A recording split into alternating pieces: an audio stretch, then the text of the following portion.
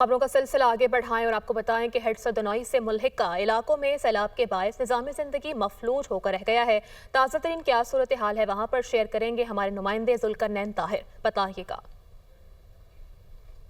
जी बिल्कुल, दरिया रावी की भिपरी हुई मौजों ने बस्तियों को अपनी लपेट में लिया है। तो सैकड़ों घर जो हैं वो मसमार हो चुके हैं और हज़ारों घर ऐसे हैं जो मसमार होने के करीब हैं, मुनहदम होने के करीब हैं। ये पानी सैकड़ों बस्तियों को डबो चुका है और हज़ारों एकड़ पर मुहित फसलें तबाह हो चुकी हैं। अगर स्पेसिफिकली बात की जाए टोबा इंतज़ामिया की, तो टोबा इंतज़ामिया कहीं पर भी नज़र नहीं आ रही।